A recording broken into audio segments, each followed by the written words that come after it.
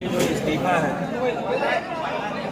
इसका कोई मतलब नहीं है। इसलिए मतलब नहीं है कि जिन्होंने चोरी की आपने केवल उनसे इस्तीफा ले लिया, यहाँ से इस्तीफा ले देंगे, एक आध दो महीना अंदरूनी काम कराएंगे, फिर कहीं को नियुक्त कर देंगे, तो उसका तो कोई दिक्कत नहीं है, आपको भी कोई दिक्कत नहीं है।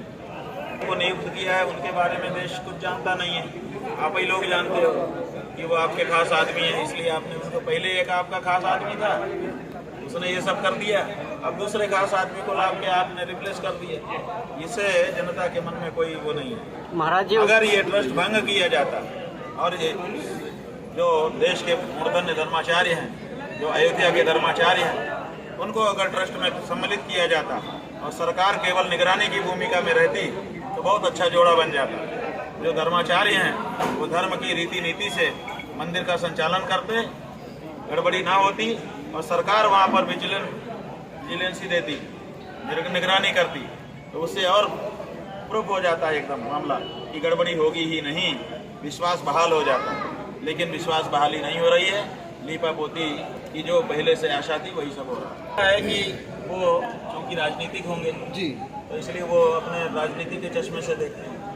हमारी दृष्टि में सपा बसपा नहीं रहती है, पक्ष विपक्ष नहीं रहता है, हमारी दृष्टि में हिंदू रहता है और गैर हिंदू रहता है, गौ भक्त रहता है और गौ हत्यारा रहता है। तो हम तो यही देख रहे हैं कि हमारे पास जो आ रहे हैं उनके मन में गौ भक्ति होगी, वो किसी भी पार्टी में हो सकते हैं। ये जो वक्तव्य देने वाले बंधु हैं वो निश्चित रूप से भाजपा के होंगे, वाले जो हैं वो मानते हैं कि हमारी पार्टी में जो आ गया वही हिंदू है, बाकी तो सब हिंदू है ही नहीं। और जबकि सच्चाई ये है कि उनके अंदर हिंदू के एक लक्षण नहीं है, अभी हमने निरूपित करके दिखा दिया। अभी नितिन नवीन जी, हमारे देवी देवताओं का ये अपमान, उनके स्वागत में हनुमान जी को नचवा रहे हैं लोग। हनुमान जी का अपमान है कि नहीं है? हनुमान जी के भक्तों का ही अपमान होता है। तो हनुमान जी के जितने देश के भक्त हैं सबका इन्होंने अपमान किया है जी। जो कई बार अन्य गांवों को खाने की बात जो सत्ताधारियों ने कही है, जो कई गांवों को जो है 14 वर्ष हो जाए उसके बाद उसको काट के खा लिया जाए, और कई इस पे की है, इस पे क्या कहेंगे? ऐसा है कि अलग अलग जगह पे इनकी परिभाषा है। जब उत्तर प्रदेश आएंगे तो कहेंगे कि गाय को कोई खरोंच नहीं मार सकता, जब बंगाल जाएंगे तो कहेंगे 14 साल में काट के खाओ, बाधा नहीं है। असम में जाएंगे कहेंगे घर के अंदर खाओ, बाधा नहीं है। जब गोवा जाएंगे तो कहेंगे कि कमी नहीं होने दी जाएगी। जब मणिपुर जाएंगे तो कहेंगे मैं तो खाता हूँ, क्यों डरते हो, सबको मिलेगी। और जब नागालैंड जाएंगे तो कहेंगे गाय खाना हमारी संस्कृति है, अगर कोई गाय खाने से रोकने हमको आएगा तो हम उसको प्रदेश में घुसने नहीं देंगे। ये भाजपा का चरित्र है। ये गौ माता की हत्या को बढ़ावा देने वाली पार्टी साबित हुई। हम लोग समझते थे कि ये गौ माता की रक्षा वाली पार्टी है, लेकिन ठीक उल्टे गौ हत्या को बढ़ावा देने वाली पार्टी हुई। यही एक पार्टी है जिसने भारत में गौ माता की रक्षा का कानून पहले से बना हुआ था, उसको हटा करके जम्मू कश्मीर के लोगों को गौ हत्या की छूट दे दी। इससे बढ़ करके गौ हत्यारी पार्टी कोई दूसरी नहीं हो सकती। तो उत्तर प्रदेश की सभी विधानसभा क्षेत्रों में इस समय भ्रमण पर हैं, गविष्ठी यात्रा के माध्यम से 300 से ज़्यादा विधानसभा क्षेत्रों में जाकर के हम आए। लाखों लोगों से हमारा सीधा संवाद हुआ।